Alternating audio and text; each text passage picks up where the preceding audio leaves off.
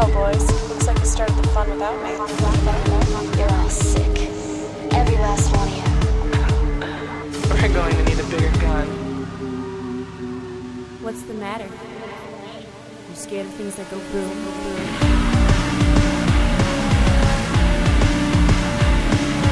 Give me one goddamn reason why I shouldn't blow your goddamn brains all over that goddamn wall. From the beautiful city of Chicago, my name is Eric, and I'm here with Michael. Hey. Also a Chicagoan resident. That's right. And we're doing 2 films today. Yes, we are. What are the movies? We're going to do Smokey and the Bandit and Thunder and Lightning. So sometimes on the show, we go on and on about the city. Yeah. And how wonderful and glorious it is living in the city. And, you know, I've lived a lot of places for very brief fucking periods of time.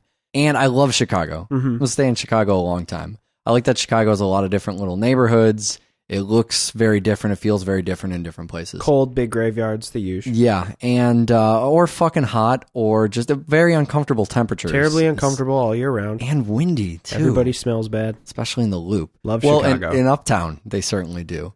But that's the thing, right, is then you can go over to something like the Gold Coast or Bucktown or Logan Square. I mean, these neighborhoods are all vastly different. And we talk about Chicago all the time, and we live here and we like it. But we also love the South for some bizarre reason. We do love the South. It will rise again. I can't figure out why I love the South so much. I don't know if you've pinpointed where your love of the South comes from. I don't think I know. But we love the South and we love the fucking road. Yep. And it's been, I guess, a year since we've done any type of road film. I don't know how that's happened either, but that's just wrong.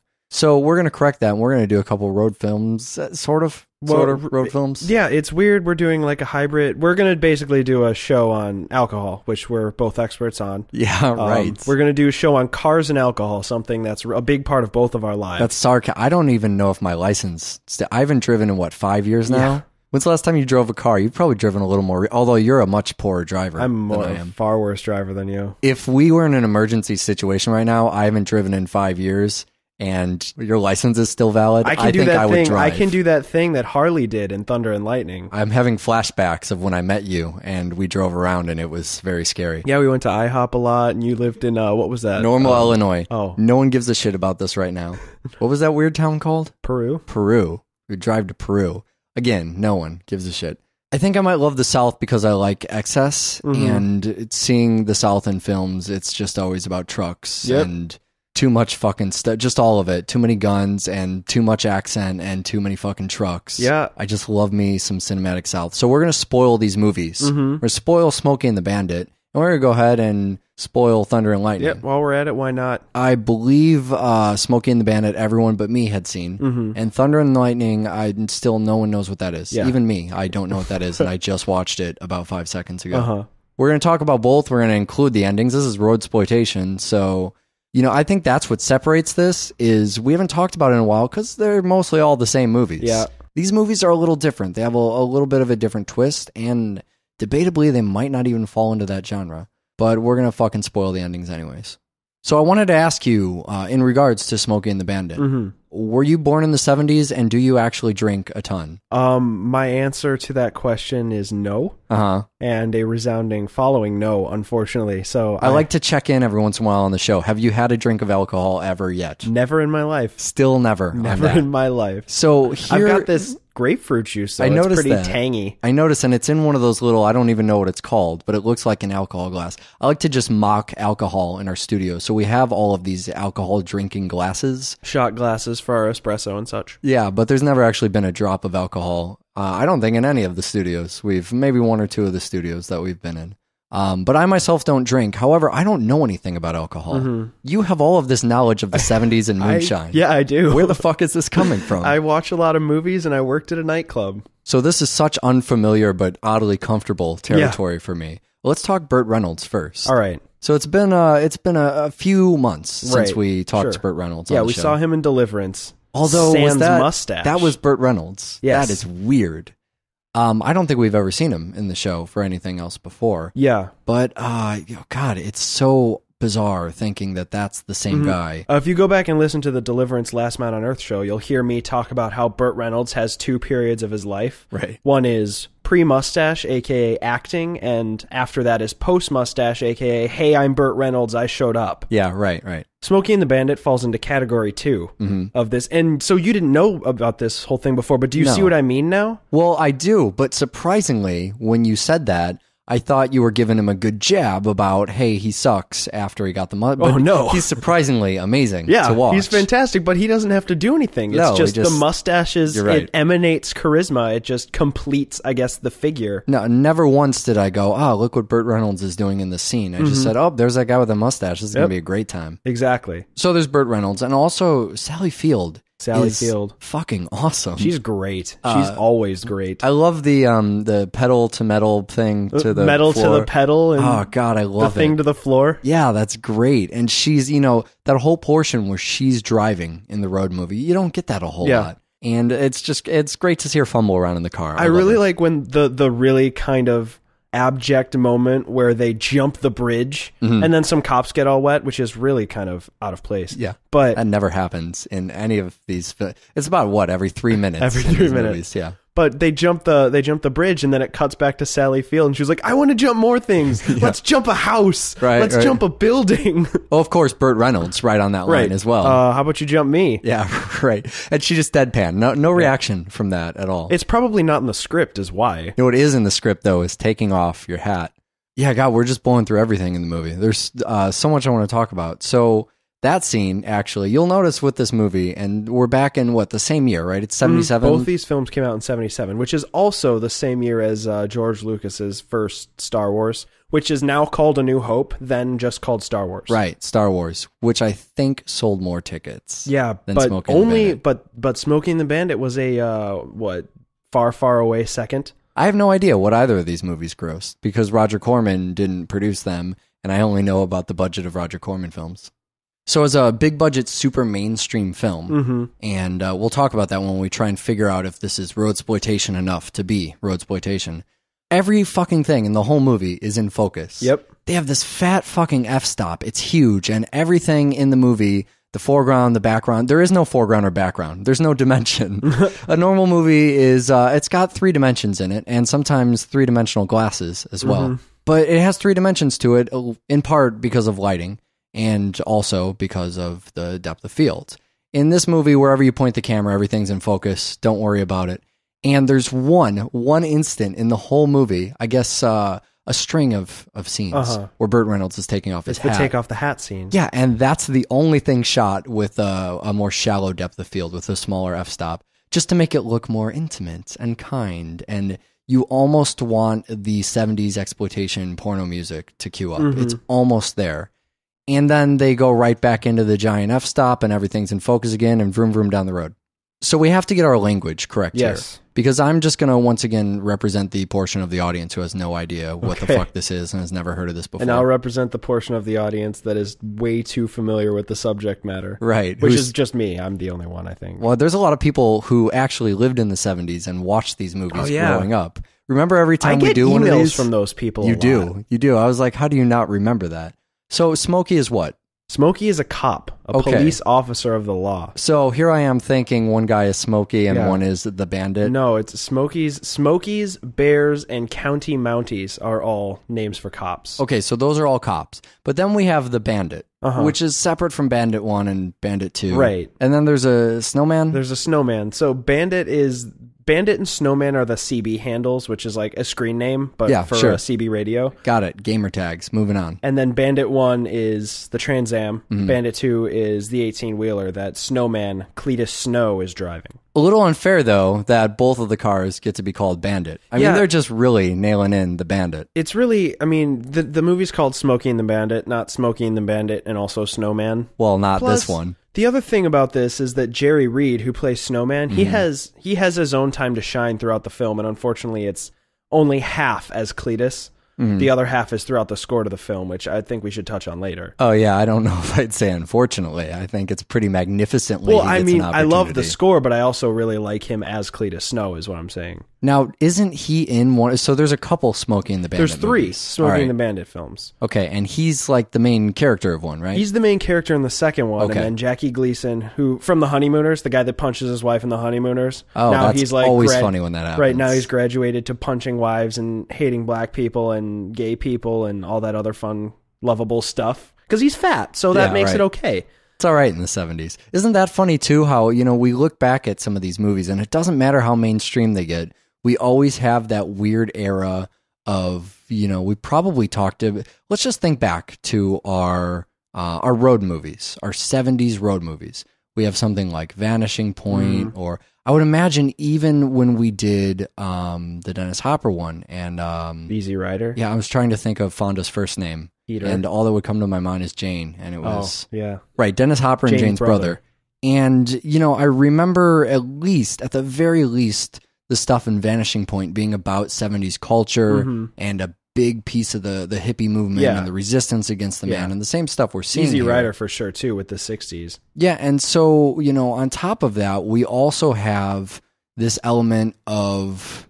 A generously integrated cast. Yeah, that's exactly the term I was looking. There's a lot of black people. Yeah. And the movie just sort of drops the black people in to say, hey, what's up, brother? Hey, here's your... Smooth. Yeah, here's your gasoline. All right. Peace out. Good luck on the road. And then they just disappear. These are not actual characters in the film. It's almost as if the film is trying to say we're sorry. It's just saying, oh, well, I'm sorry about the last couple decades of cinema. They're probably just apologizing for Bandit 1's Stars and Bars license plate. Well, isn't that strange too? So we have these heavy themes of the South. I mean, that's definitely our backdrop, definitely our setting.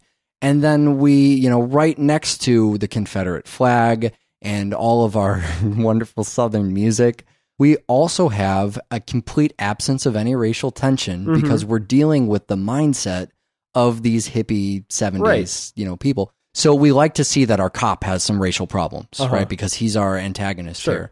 But everybody else in the film is super fucking cool about it. Nobody says anything.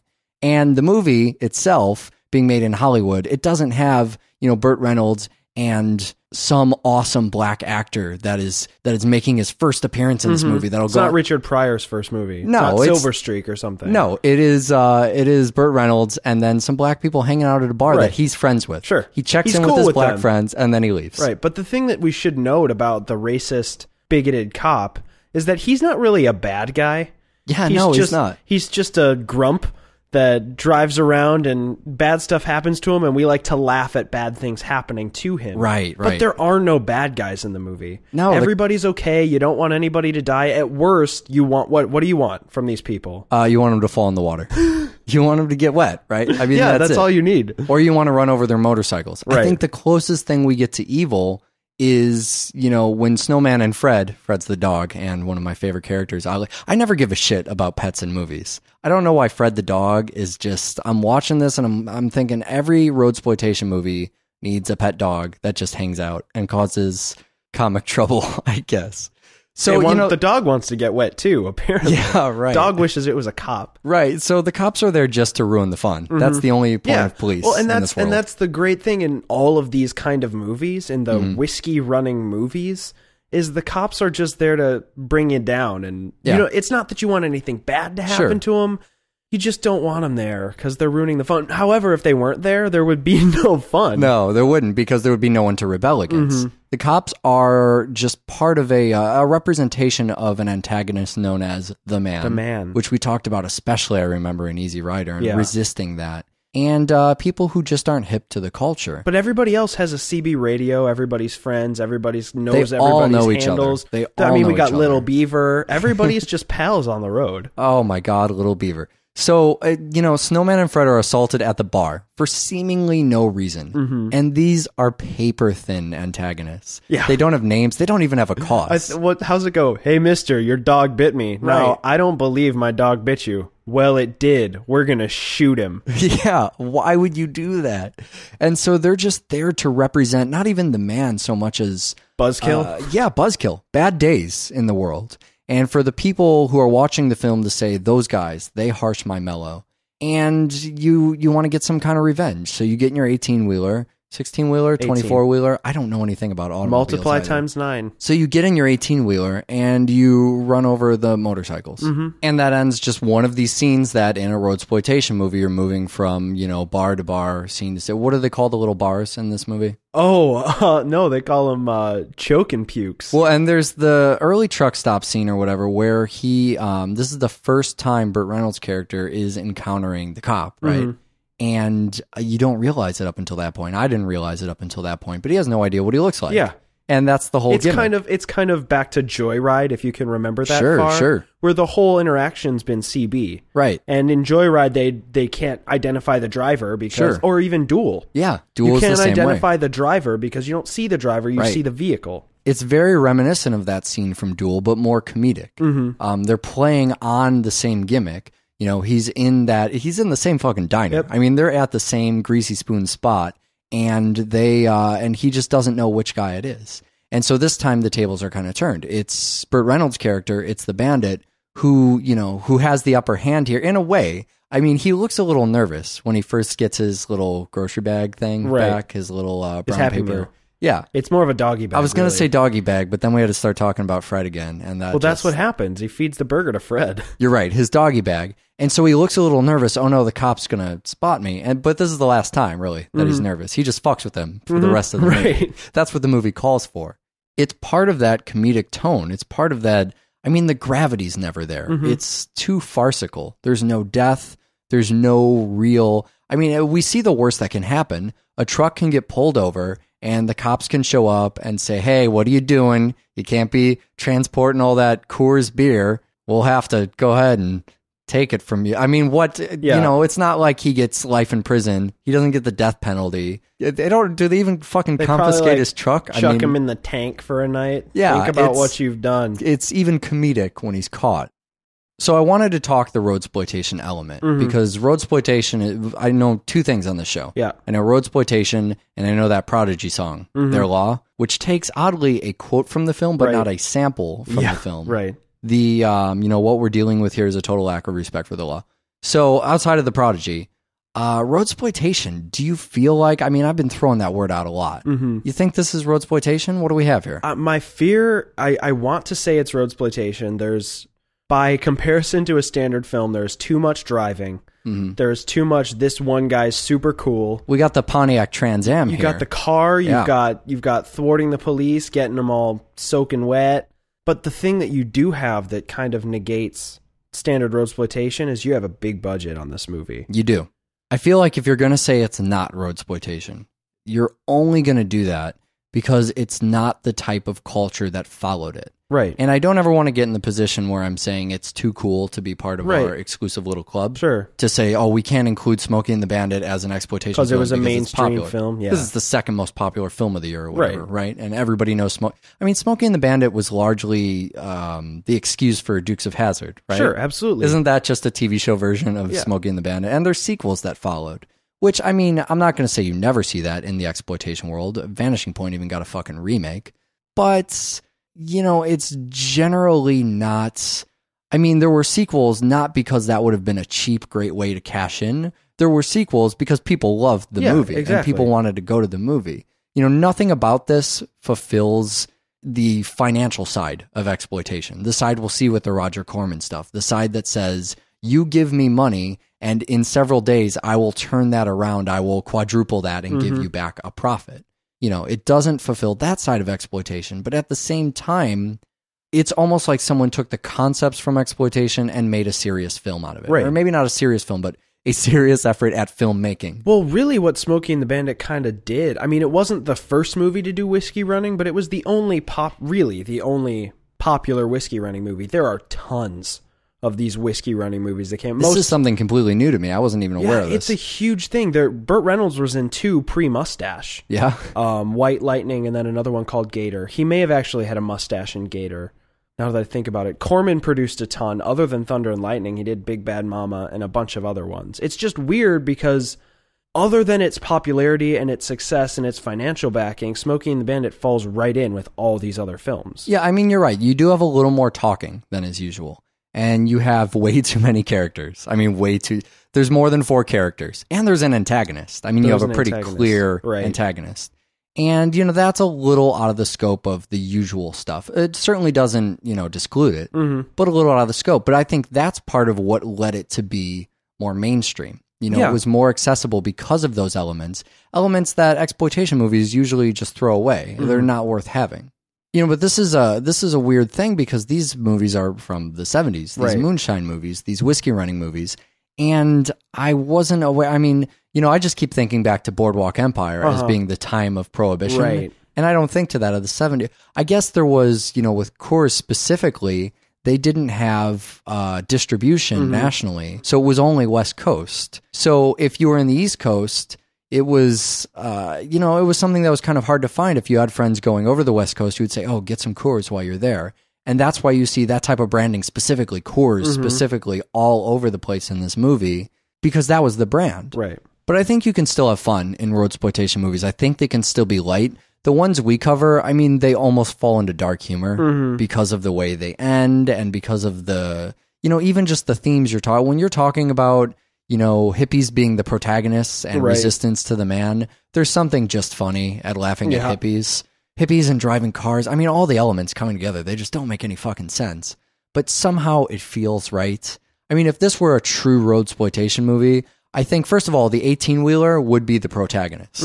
It wouldn't be Bert. But we also have this odd thing about, we talked about the language, about like blocking. I mean, how does that work? Yeah, there's this whole dynamic in almost all of these whiskey running movies, I guess pretty much with the exception of Thunder and Lightning.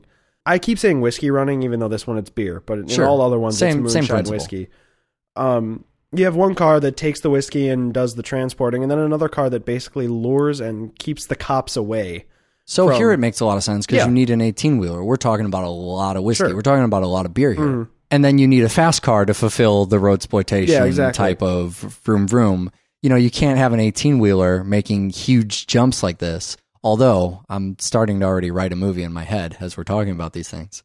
But then we can have scenes like, like the scene that would become an infamous Dukes of Hazzard type moment of the car making the huge jump and the police car going flop and, making it in the water because we have that blocking element. And I guess it makes sense. I don't know anything about the actual act of this type of bootlegging, of smuggling, if this really happened, but goddamn, does it make for cinema? Yep. So before we move into Thunder and Lightning, there's something that Thunder and Lightning wants us to remember about Smokey and the Bandit. Yeah, it certainly does. And I mentioned it before. Jerry Reed, the guy who plays Cletus Snow, a.k.a. Snowman, a.k.a. Fred's boss, the truck driver. It's Jerry Reed, who is, at the time, was a very popular country singer. I will take your word for it. Almost the whole score. He does the Eastbound and Down song, which will be stuck in your head for days. Oh, God. And if you didn't realize that this song would be stuck in your head for days, just watch Thunder and Lightning. Yeah, what the fuck gives there? So Thunder and Lightning, and I'm really skeptical of that because it comes out the same year, Yeah, right? but the song had been on the radio. Yeah, and one beyond and it's Corman, that, so the turnaround is like a week and a half. Sure. Well, and the music doesn't exactly need, it's not like there's someone in the movie singing the music. So yeah, that could have been added in, but I mean, eerily similar. Let's give it the benefit of the doubt. And maybe I was thinking that banjos perhaps only played in one key or something. And one song. Yeah, I guess that's not true because of Deliverance. Fuck Burt Reynolds in these banjos movies. Jesus, they're everywhere. All right, so not Burt Reynolds. Corey Allen is the name beyond the Corman here, who did, some of the recent Star Trek shows. He was the director of those as well as Thunder and Lightning. And he did Dallas on TV, too, which everyone remembers from the infamous Dallas ending. I think we've talked about that before. I think we have, too. I don't know why we've covered Dallas on the show, but we have. And now we're bringing it up again. If you go over to our other show, doublesoap.com, it's where Was Dallas a soap? We cover soap operas, yeah. Can we go with doubletwistending.com? Double Twist Ending. I think there might actually be a show in that somewhere.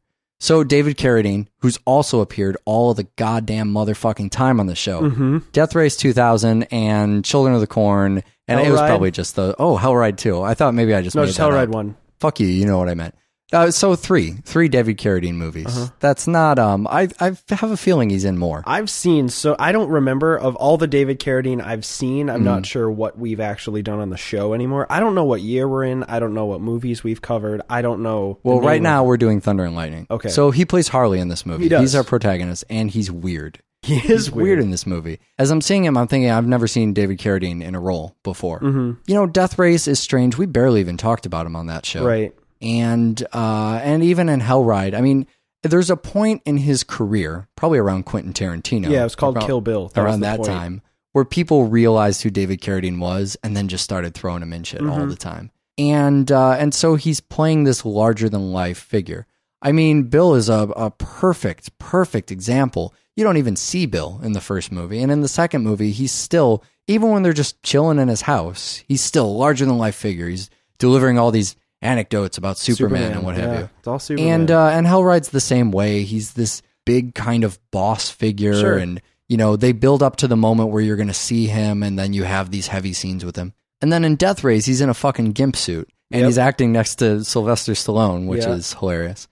And so, you know, you don't think about him a lot in that role. And here, I mean, he's David Carradine. He's got some hair, and he's got an earring, which is pretty interesting. Doing some kung fu shit. Yeah, they make a funny kung fu reference. Maybe it's because I never saw kung fu that I don't have this idea of who. I feel like I've seen David Carradine 1,000 times. I still don't know who he is. You know what's stranger than David Carradine in Thunder and Lightning? I have no idea. Is David Carradine in Kung Fu. Oh, is it really? Oh my God, is that weird? Yeah, when I hear about that, I just think he does a little karate in this movie. He does some martial arts, let's say. Sure.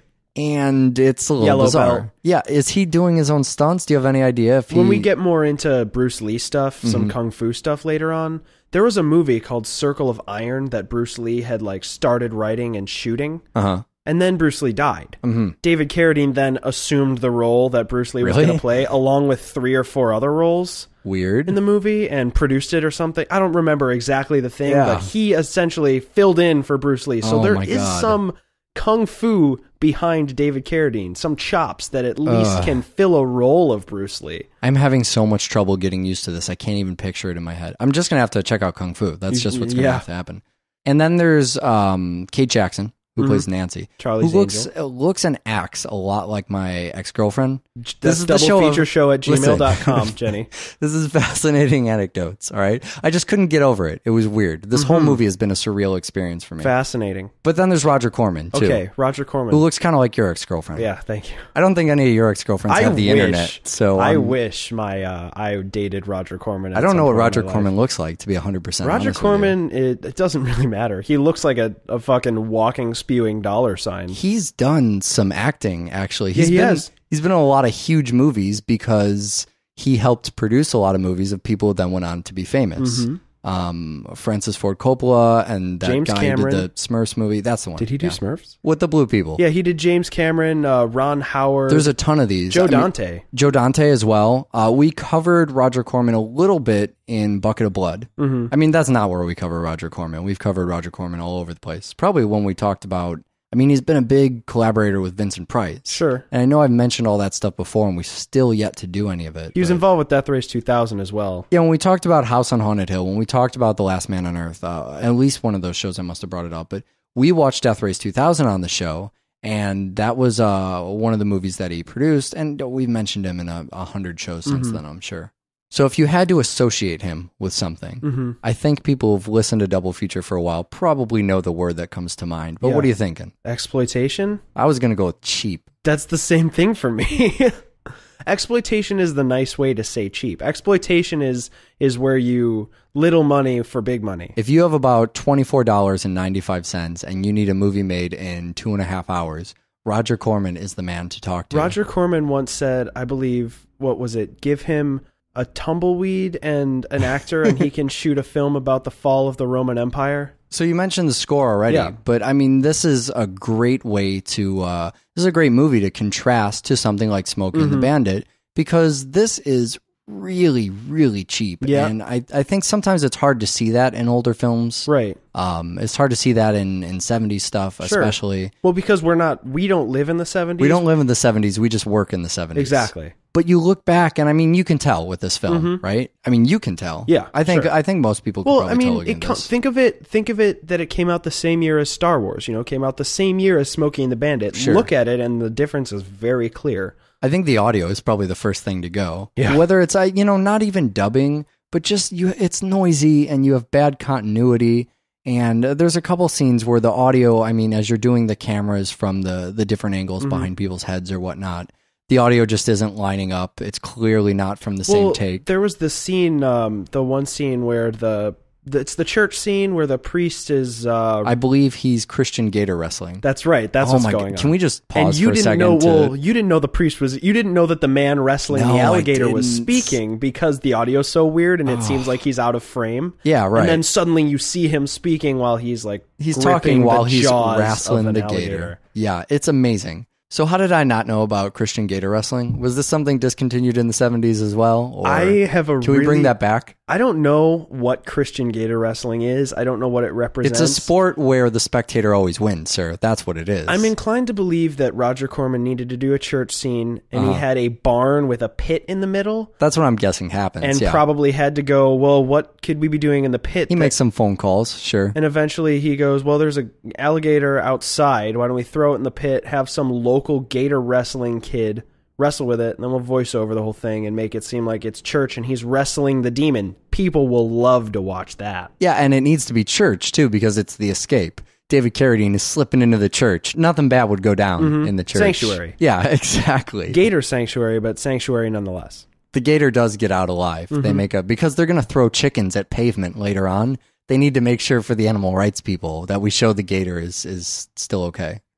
Oh, a roadsploitation film where you throw chickens at pave. I mean, what more could you really want out of this movie? Probably putting your car up on two wheels to drive around a cop car. Oh, that's amazing too. So of all of the road horror stuff I've seen, of every single driving related movie, I have never seen a stunt that is just so purely, I mean, it's simple, but it's kind of amazing at the same time. Well, because they had to really do it. That's not you can't fake it's that, certainly really. One of those. But the other thing is there's always a block. There's always some kind of blockade, usually made of cars. Not some kind of... There's a million blockades. Sure, and if you don't have an 18-wheeler... Right. You have to do something about it. Sure. So what does he do? He does the thing you don't expect. He does the glorious trailer moment, and he goes two wheels up on the guardrail. It's awesome.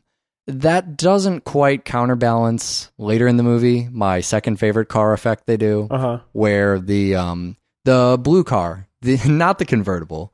The blue car with the white top flies over the bridge and into the water, of course, because that's where else is it going to go? It's a car that is... Well, at first it's the... Okay, so you may be confused because you may be going through... Because everybody... Did everybody get the DVD of Thunder and Lightning we sent out? No one got that. Okay, well, anyway, if anybody at home has the DVD of Thunder and Lightning, if you're going through fast forwarding trying to find the scene where the blue car with the white top is going off the bridge, try looking for the purple car with no top and nobody in it. Right. So they go over this bridge and they cut to a shot where it's clearly a different car. I mean, so clearly a different car.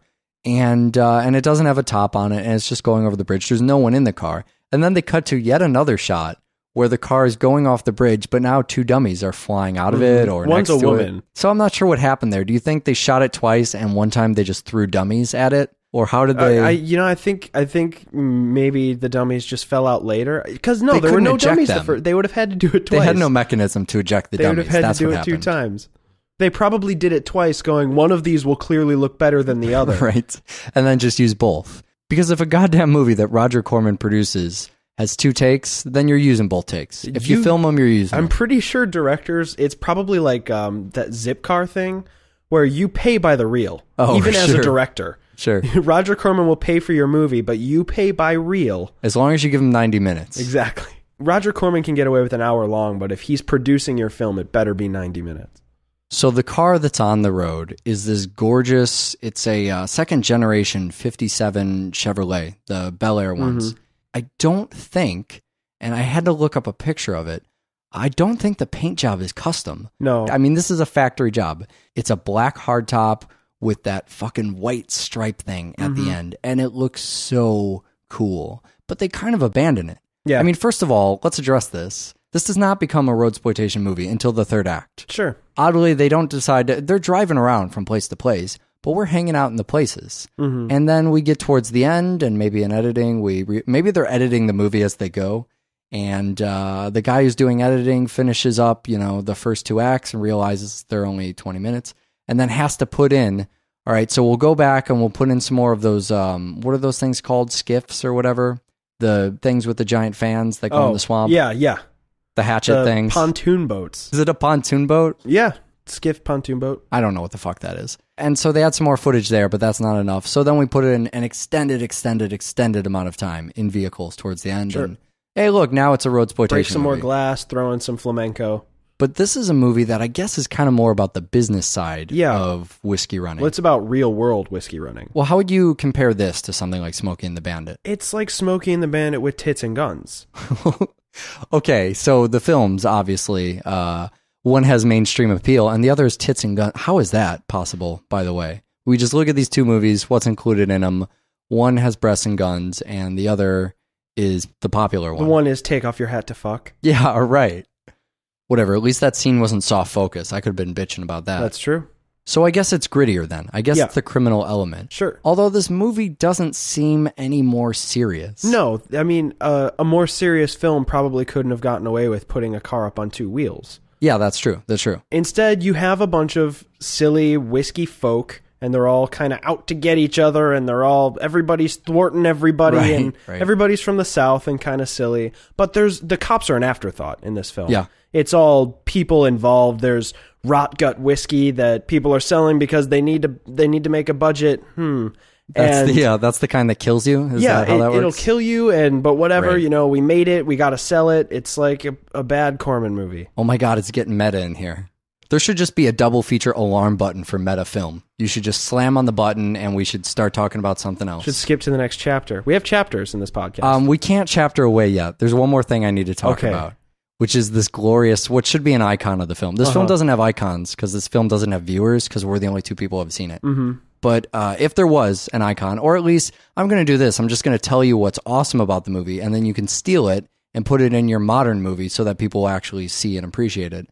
There's a scene where they have all this bright green alcohol. It looks like something out of a bad 90s It's actually honeydew juice, sci-fi movie. Yeah, I don't know what's going on whiskey. There. It looks like something from Jason Takes Manhattan. Mm-hmm. I expect to see bottles of this appear above the sewers when there's steam in the New York. Oh, God. So they have these giant crates of this stuff, and they're throwing it off trucks several times in the movie. And, it's hitting the ground. And it looks glorious and magnificent. And that's another way we can pad the movie a little bit. Just chuck in some extra footage of David Carradine and co. flinging bottles through air and having a giddy time, really. And then when they're done with their giggle fit, later in the movie, we get to a scene where now it's a fucking boss shot. He's being a badass. We're shooting it from that low angle, looking up at him. He's got his shirt off because that just needs to happen at the end of the movie, I guess. Yep. They won't show the female lead with her shirt off. But they do get her to take her shirt off. Yeah, they do.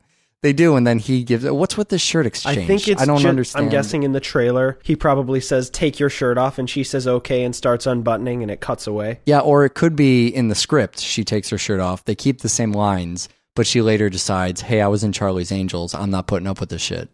Either way, he gets up there, he's got no shirt on, and it's extremely masculine earring. And he lights this giant crate of bottles on fire, these exposed bottles. And now he's got not just a Molotov cocktail, but he's got a 12-pack, a 24-pack of Molotov cocktails. And he flings them at the car, which lights it on fire. And it is pretty much brilliant and amazing. And I don't know how every movie Roger Corman produced after this was not directed to have the exact same fucking gimmick in it. It's awesome. And that's how we spent our summer. I don't even know what that means. We have a website, doublefeatureshow.com. We have an email address, doublefeatureshow@gmail.com. Jenny, if you're out there and you want to hook up again, we can totally do that. Fascinating. I guess that should just apply to all the listeners. I don't know why I'd single someone out. That was really rude of me. What else do we usually do in this thing? There's a Facebook, right? There's a Facebook. That happens. If you go on Facebook and you type in Double Feature, we're the cool one. If you go to donate.doublefeature.com, there's the donate deal. That's doublefeatureshow.com. If enough people donate, we'll have doublefeature.com. Okay. That's what'll happen. Donate.doublefeatureshow.com. Don't donate to doublefeature.com because then they'll beat us and we'll be in a constant fuck it. So It's fine. just phoning this ending in. This is like this show is so reminiscent of these movies. We need some banjo score and like a trombone. Ding ding ding ding ding ding. Wah, wah.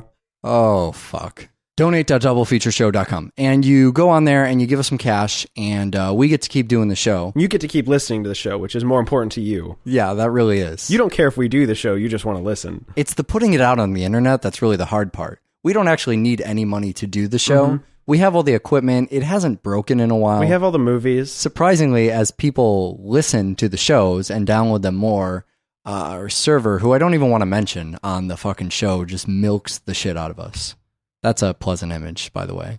If you want some more pleasant images, doublefeatureshow.com. Donate.doublefeatureshow.com. There was some kind of incentive. How did that work? If you donate, then you get to... Fuck it. I don't care. All right, so we're doing movies on the show next time. Yeah, we are. What are the movies that are on the show? We're going to do some old new school American horror. Oh, yeah, that's kind of happening again, isn't it?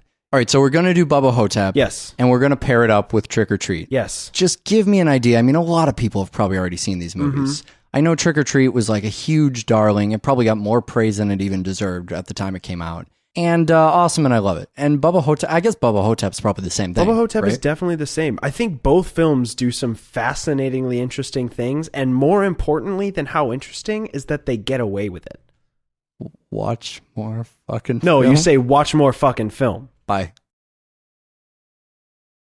Alcohol. Mm-hmm. You have all of this knowledge of the 70s and moonshine. Yeah, I do. Where the fuck is this coming from? I watch a lot of movies and I worked at a nightclub. So this is such unfamiliar but oddly comfortable territory for me. Let's talk Burt Reynolds first. All right. So it's been a few months since we talked to Burt Reynolds. Yeah, on the we show. saw him in Deliverance. Although Sans was mustache. That was Burt Reynolds. Yes. That is weird.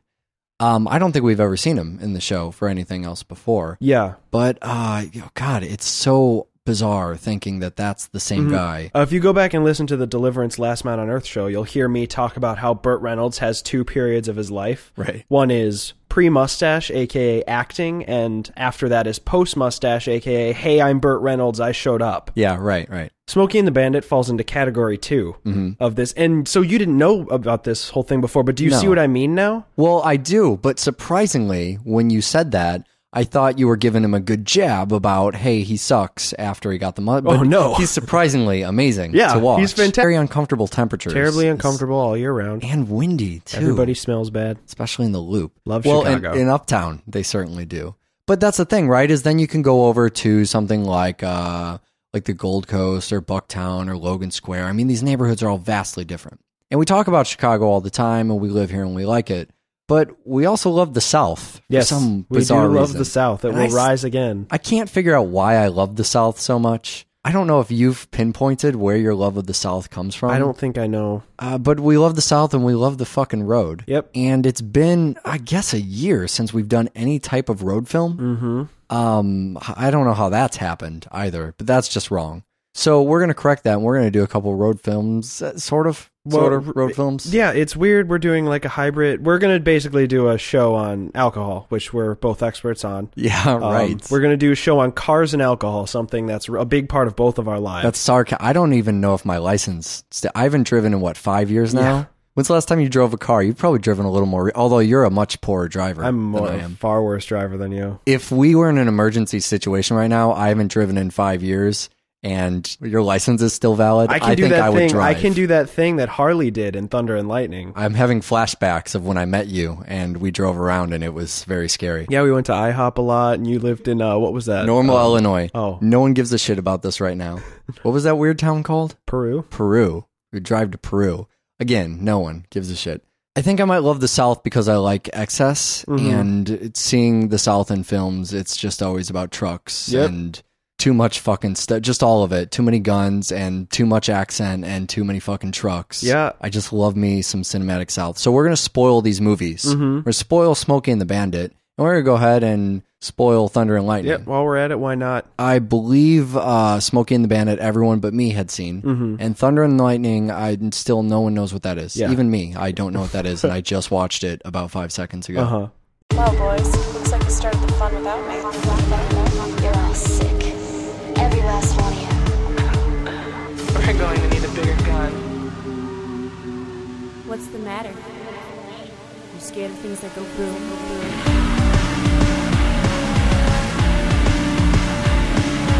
Give me one goddamn reason why I shouldn't blow your goddamn brains all over that goddamn wall. From the beautiful city of Chicago, my name is Eric, and I'm here with Michael. Hey. Also a Chicagoan resident. That's right. And we're doing 2 films today. Yes, we are. What are the movies? We're going to do Smokey and the Bandit and Thunder and Lightning. So sometimes on the show, we go on and on about the city. Yeah. And how wonderful and glorious it is living in the city. And, you know, I've lived a lot of places for very brief fucking periods of time. And I love Chicago. I'll stay in Chicago a long time. I like that Chicago has a lot of different little neighborhoods. It looks very different. It feels very different in different places. Cold, big graveyards, the usual. Yeah, and or fucking hot, or just we're going to talk about both. We're going to include the endings. This is roadsploitation, so you know I think that's what separates this. Is we haven't talked about it in a while because they're mostly all the same movies. Yeah, these movies are a little different. They have a little bit of a different twist, and debatably they might not even fall into that genre. But we're going to fucking spoil the endings anyways. So I wanted to ask you, in regards to Smokey and the Bandit, were you born in the 70s and do you actually drink a ton? My answer to that question is no. And a resounding following no, unfortunately. So I like to check in every once in a while on the show. Have you had a drink of alcohol ever yet? Never in my life. Still never. Never in my life. So here, I've got this grapefruit juice, so it's pretty tangy. I noticed, and it's in one of those little, I don't even know what it's called, but it looks like an alcohol glass. I like to just mock alcohol in our studio. So we have all of these alcohol drinking glasses. Shot glasses for our espresso and such. Yeah, but there's never actually been a drop of alcohol. I don't think in any of the studios. We've maybe 1 or 2 of the studios that we've been in. But I myself don't drink. However, I don't know anything about